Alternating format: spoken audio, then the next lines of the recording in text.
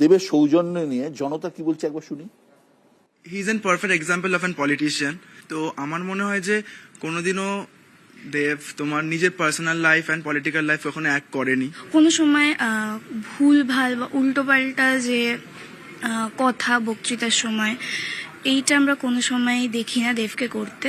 একটা সাংসদ হিসেবে শুধু তো সৌজন্যতা দিয়ে চলে না, কারণ তার ব্যর্থতা যেগুলো আছে, ঘাটাল মাস্টার প্ল্যান থেকে শুরু করে আপনার ঘাটাল ডিগ্রি কলেজ থেকে শুরু করে, একটা সাংসদ হিসেবে তার এলাকায় যে যে উন্নয়নমূলক কাজ করা দরকার আছে, তো সেই ব্যর্থতামূলক জিনিসগুলো ঢাকার জন্যই উনি আজকের এই সৌজন্যগুলো দেখাচ্ছেন। কেউ ধরো মানে বিজেপি করুক কি সিপিএম করুক, যাই করুক, সবারই ডিফারেন্ট ওপিনিয়ন থাকে। অ্যান্ড আমাদের আর যে টিএমসি করছে তাদেরও ডিফারেন্ট ওপিনিয়ন থাকবে। এখানে সবার ওপিনিয়ন আই গেস রেসপেক্ট করা উচিত, যেটা দেব করে। আমি তো বলবো এটা মানে নিজে মানে ব্যর্থতা ঢাকার জন্য একটা নাটকই। কেন কি ওখানে মানে বিলো পভার্টি লাইনে অনেক লোক আছে যার জন্য তা সে মানে খাটাখাটনি করেনি, সে তো ছিল এতদিন পাওয়ারে। তো মানে কি করেছে কাজ সে যদি আমরা খুঁজে বের করতে যাই তো মুশকিল থেকে সেগুলো পাওয়া যায়, মানে রেজাল্টগুলো কিছু নেই। সৌজন্য না নাটক? আমি যখন রাজনীতি আর বুঝতাম না, আমার এখনো মনে আছে কাজ। আমার মনে আছে তোমার রাজনীতিতে আসাটা আমার সামনেই হয়েছিল। তোমার সামনে আমি সেই দিনটার কথা বলবো না, তারপরের দিনগুলো কথা বলবো, যখন এরা বলছে ধামা চাপা দেওয়ার জন্য সৌজন্য নাটক করছে। আমার এখনো মনে আছে যেদিন আমি যখন শুটিং করছিলাম মিদনাপুরে, তখন যিনি আমার অপোজিটে দাঁড়িয়েছিলেন সন্তোষ রানাজি, তার বাড়িতে আমি গেছিলাম তার আশীর্বাদ নেওয়ার জন্য। তিনি আমার প্রতিপক্ষ ছিলেন, তিনি আমার প্রতিদ্বন্দ্বী ছিলেন তখন। কিন্তু তখন তো আমি জানতাম না কি আমি ধামাচাপা দেওয়ার জন্য যাচ্ছি। সৌজন্য না এমনি আসে না, মানে তুমি অভিনয়টা এমন একটা জিনিস যেটা সারাক্ষণ তুমি করতে পারবে না, এক না একদিন খুলবে সেই মুখোশটা। আমার 10 বছর হয়ে গেছে, এবং এটা সৌজন্য কেনই বা বলা হবে? একটা মিনিমাম রেসপেক্ট দেওয়াটা একটা খুব বড় ব্যাপার, গান্ধীগিরি। আজকে তোমাকে আমি বললাম, আমি আপনি করে বলতে পারবো না, তুমি করে বললে আমি মন খুলে কথা বলতে পারবো। একদম। এটা কি অভিনয়? না না, ঠিক। এটা কি সৌজন্য? আমি কেন ন্যাকামো করব? কেন? রাজনীতিতে আমার মনে হয় আমার অভিনয় দেখানোর জন্য অনেকটা একটা আলাদা জগৎ আছে, সেখানে টাচুট ভগবানের আশীর্বাদে, তোমার আশীর্বাদে, যারা দেখছেন বাবা মায়ের আশীর্বাদে, এবং বাংলা ছবির দর্শক তাদের আশীর্বাদে আমি যথেষ্ট একটা ভালো জায়গায় আছি আজকের সময় দাঁড়িয়ে। আমাকে অভিনয় দেখানোর জন্য একটা জায়গা আছে, এই প্ল্যাটফর্ম নিতে হবে না। আচ্ছা আমি কি বা করলাম? জয় শ্রীরামকে যদি আমাকে টিটকারি করার জন্য বা আমাকে রাগ ধরানোর জন্য যদি কেউ আমাকে জয় শ্রীরাম বলে থাকে, আমার তাতে কি? মানে আমি ওকে জড়ানো কি আমার অভিনয়? আমার ইনস্ট্যান্ট যেটা মনে হচ্ছে তাই করেছি, এবং এইটাই তো হওয়া উচিত, এইটা তো বেসিক। আজকে আমি যদি কাউকে কথা না বলি, সেটা সৌজন্য কেনই বা বলতে যাবো? আমি অনেক কাজ করেছি, সেই কাজগুলো নিয়ে বলি। আমি এমনকি হ্যালো কেমন আছেন, ভালো থাকবেন, টিএমসি কে ভোট দেবেন বলে তো চলে যাই না। I take 25 minutes on stage.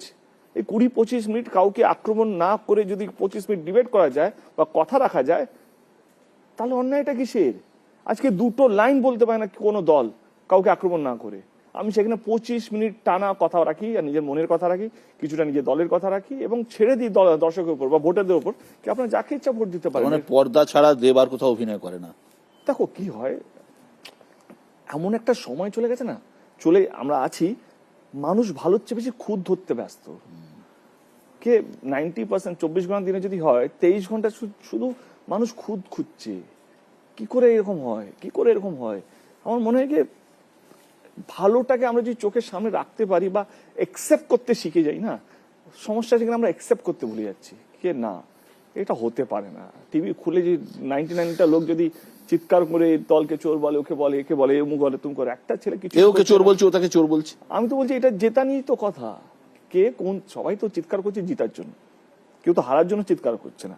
আমি 10 বছর ধরে 2টো ইলেকশন নিজের জন্য লড়েছি, এবং 4-3টে ইলেকশন দলের জন্য হয়ে লড়েছি। 2016, 2021, সরি, 2টো ইলেকশন। তো আজ অব্দি আমি কাউকে কথা বলি নিজে জেতার জন্য। আমি নর্থ বেঙ্গলে ছিলাম কিছুদিন, এবং যেখানে গেছি প্রত্যেকটা এমএলএ আমাকে, ডোন্ট টেক মি আদারওয়াইজ, আমি বলে দিলাম ভুল কথা, এবারে হয়তো আমার দল থেকে আমি ভালোবাসাটা পাবো রাত্রেবেলা, বাট তারা প্রত্যেকে বলে আপনি এসছেন বলে আমি জিতেছিলাম, আপনি লাকি। এই সব কটা সিটে যারা জিতেছে, আমি একটাও কিন্তু কাউকে আক্রমণ করিনি, কিন্তু আমি একটাও কথা বলিনি। আমি বলেছি যদি আপনাদের মনে হয় আমার পার্টি বা আমার যে প্রার্থী আছে সে কাজ করে থাকে, তাহলে ভোটটা দেবেন।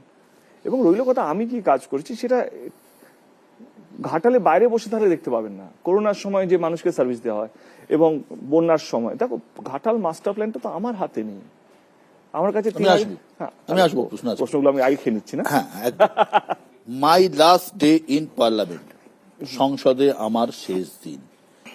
সোশ্যাল মিডিয়ায় লিখলো দেব, সবাই বুঝলো এবার রাজনীতি থেকে বিদায় চাইছে দেব। আবার প্রার্থী হলে কেন, কিসের টানে? তুমি এই কথাগুলো রাখবে, একটা এই শব্দ এখন থেকে একটি শব্দ এডিট হবে না, এইট হবে না তো পাক্কা? 2 বছর আগে আমি তোমাকেই বলেছিলাম, মনে আছে মেদিনীপুরে তুমি যখন দিদির সাথে এসেছিলে এসপি, আমরা একটা সার্কিট হাউসে, দিদি শুনছে না, তুমি দিদিকে গিয়ে বলো আমি দাঁড়াবো না। কিন্তু তখন না আমার ইডি ছিল, না সিবিআই ছিল, না কোনো কেস ছিল। আমি 2.5 বছর আগে থেকে মাথায় প্ল্যান করছি আর আমি দাঁড়াবো না, কারণ এই এত কুকথা রাজনীতির মধ্যে আই ফিল মিসফিট, কি আমি কোথাও যেন আমার আই এম নট হ্যাপি। এবং দিদিকে বলার চেষ্টা করছি, দিদি শোনেননি। ইনফ্যাক্ট লাস্ট ইয়ার কালী পুজোতেও তুমি ছিলে তখন, আমি দিদির সঙ্গে 40 মিনিট কথা বলেছি, দিদি ভাবো করছে। তারপরে দিদি জানে আমি যেদিন আমি বললাম তার 2 দিন আগে দিদির সঙ্গে লিটারালি আমার ঝগড়া হয়েছে। মানে দিদির সঙ্গে ঝগড়া করা যায়, এটা এখন অস্বীকার করে লাভ নেই, কারণ দিদি এতটাই কাছের মানুষ, এতটাই ভালো মানুষ। এই জন্য আমার মনে হয় দিদি যতদিন বাঁচবে এই রাজ্যের মুখ্যমন্ত্রী হয়ে থাকবে, কারণ দিদির যে আবেগটা, দিদি যেভাবে মানুষের সঙ্গে মিশে, যেভাবে মানুষ দিদিকে পেয়েছে, আমার কোথাও যেন মনে হয় সেই জন্য আমার সম্পর্ক দিদির সাথে দিদির সঙ্গে ঝগড়া করতে পারি। মমতাদির মুখ চেয়েই তুমি দাঁড়ালে? দাঁড়ালাম, বাট কিছুটা অন্য কারণও আছে, সেগুলো একটু পার্সোনাল রাগও ছিল আমার, কে আমি না করে কিছু না করে সিবিআইডি দিয়ে দিল আমাকে যাতে আমি বসে যাই। এবং আমার মনে হয় ভালো লোককে বেশি ঘাটতে নেই, আমি তো অলরেডি ডিসাইডেড ছিলাম কি আমি দাঁড়াবো না। কিন্তু যেভাবে আমাকে চক্রান্ত করা হলো সেটাও ছিল, তো সেটাও ভুলেই গেছি। বাট আমার মনে হলো কি বলি, মানে দিদিকে তো দিদি না তো শুনেনি, দিদি তো নিজেই বলেছে, কেউ দিদি দেব আমাকে বলেছিল ছাড়বে, কেউ যে ছাড়বে ছাড়ুক, আমি ছাড়ছি না। দিদি বলেই দিল কি তোমাকে দাঁড়াতে হবে, এবং তুমি না বললে আমি তোমার নামটা অ্যানাউন্স করবো। এবং দিদির সঙ্গে না অন্য একটা সম্পর্ক, মানে তুমিও জানো, মানে কোথাও একটা জেদ কাজ করলো, জিডিসিবিআই দিয়ে দিল, আমি কিছু না করবো। রাগ তো হয়েছিল, অস্বীকার করবো না, রাগ হয়েছিল, বা রাগ যে ভুলে গেছি সেটাও নয়, একটা চাপা রাগ তো ভিতরে আছে, এটা সারা জীবনই থাকবে। ট্রোল বলছে, এটাই তো ট্রোল। গরু চুরি আমি জানি না লোকগুলোকে কে কি কেন চিনি না, বাট এখনো শুনতে হয়। বাট ঠিক আছে, মানুষ জানে কি আমি কি করেছি কি করিনি। যতই আমরা চিৎকার করি না কেন মঞ্চে ভোট পাওয়ার জন্য, ভোটে প্রতিদ্বন্দ্বী বা যারা অপোজিশন পার্টি যারা দাঁড়াবে তাকে ছোট করতেই হবে, কিছু নেই, একটা সবুজ একটা মানে একটা ক্লু দিতে পারছে না। এবং সেটা অন্য chapter, close chapter for me. But হ্যাঁ, এবং দিদি যখন বললো ঘাটাল মাস্টার প্ল্যানটা আমরা করব, এবং তুমি তো মানুষের কাজ করতে চাও, তোমাকে নিয়ে একটা কমপ্লেন নেই। সত্যি কথা, গত 10 বছরে আমার এরিয়া থেকে কোনো নেতার আমাকে নিয়ে কোনো কমপ্লেন নেই, বা কোনো দ্বন্দ্বের মধ্যে আমি নেই, কোনো টাকা তোলার মধ্যে আমি নেই, কোনো কিছুর মধ্যে আমি নেই। এবং যতটা পেরেছি কাজ করেছি, সেবা করেছি, এবং নিজের পকেট থেকে টাকা দিয়ে মানুষকে বাঁচানোর চেষ্টা করেছি। করোনার সময় প্রত্যেকটা বাড়িতে খাওয়ার পৌঁছানো থেকে আরম্ভ। ঘাটালের লোক কি বলছে?